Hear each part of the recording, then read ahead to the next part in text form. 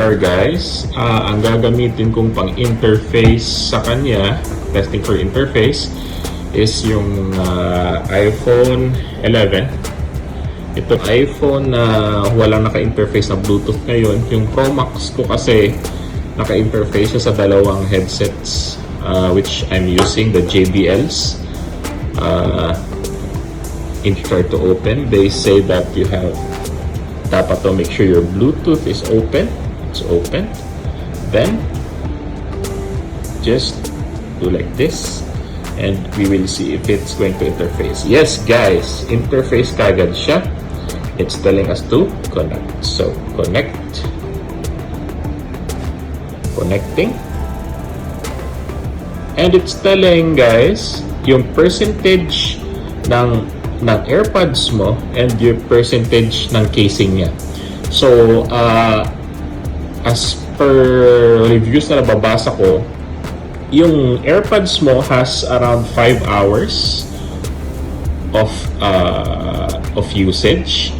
If you are going to charge again sa case, magtatagal siya ng 24 hours. So, enough for one whole day. So, that's how easy it is to interface it, guys.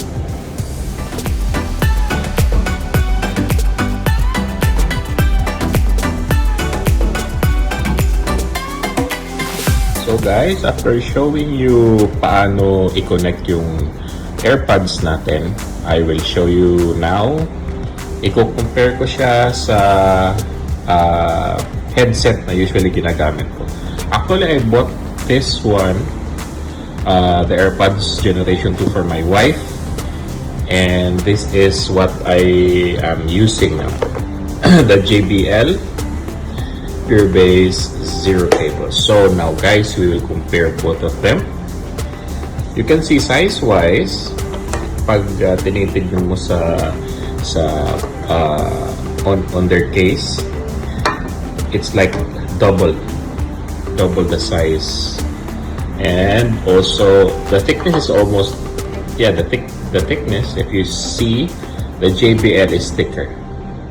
From the bottom side, you can see that the AirPods are charging with a lightning connector.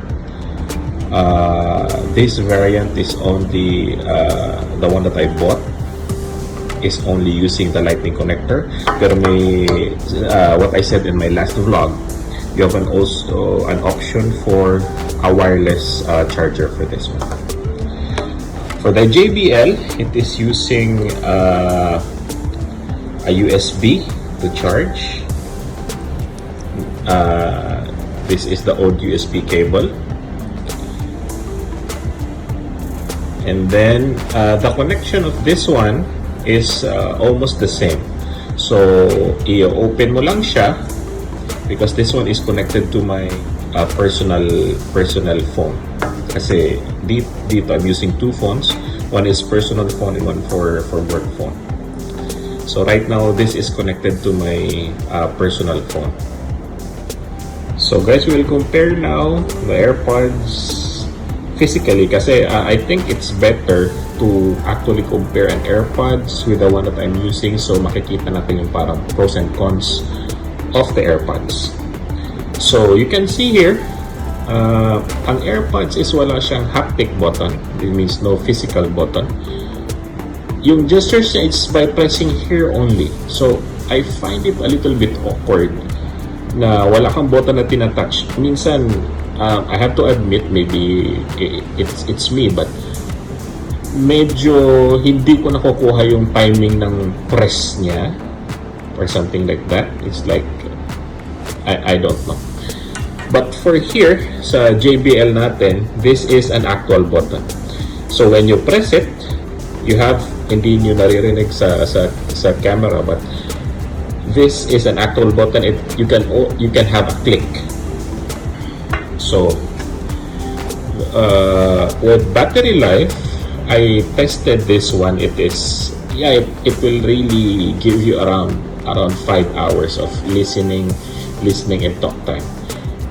For this one, it's the same. It's 5 hours, but you know, as I told you before, the sound quality is much better on dedicated AirPods than this one.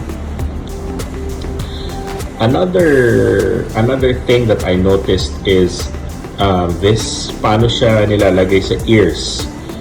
If you notice here sa JBL, you have this rubber, your actual earplugs that makes a snug fit sa ears mo. Sa AirPods, you have no rubber inserts.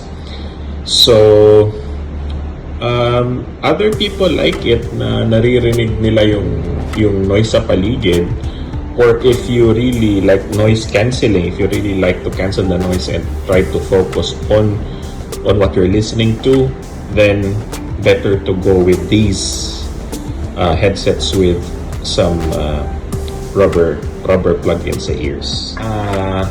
By the way, this one is not waterproof or IP rated. Hindi siya sinasabing you can use it as you have to be careful when there's splashes of water for this one. For this one, it is rated sa JBL. Well, since kinukompare na natin, this one is IP rated, which means it is splash proof and you can use it while you're at the gym. Ito guys, na-notice ko dito when I was doing exercise the other day, na-notice ko na it is easier for this one to fall off your ears when you're at the gym, because since wala siyang rubber inserts to make it more secure sa ears mo. So for example, you're doing treadmill, you're lifting weights, or you're doing weight training, or you're doing yoga, there's a greater chance that this one might fall down off from your ears. So yun ang na-notice ko while doing exercise or any physical activities with this one. So now guys, ipapakita ko sa yung difference ng dalawa. So here is my JBLs. You can see that it's more compact, as you can see. Now when it comes to pricing, actually I got the JBL cheaper than the AirPods. It's almost like half the price. But the question is the AirPods really worth getting the value of how much you're paying? Well, for me, it depends. It really depends. If you are into the Apple system, means you're using the iPhone, you're using the MacBook, you're using iPads, it is very, very easy, like what I showed you in the first part of the video, to connect your AirPods to any other device. It's in the Apple environment. If you're deep into the Apple environment or the Apple ecosystem, that they say, AirPods would be more beneficial for you. But if you are not deep into that one, and you have an option to use other headsets other than the AirPods, then it's not that beneficial. So what I can say, it depends on the situation. If you really are into the Apple ecosystem, the AirPods are the best for you. But if not, you have other choices. Okay, so I will show you the other. It's not an AirPod, but the headset I'm using usually if I'm at home is this one. It's another JBL, because this one has better noise cancelling, better noise cancellation, and then much better battery life, since siya talaga headset, hindi siya basta-basta yung earbuds lang.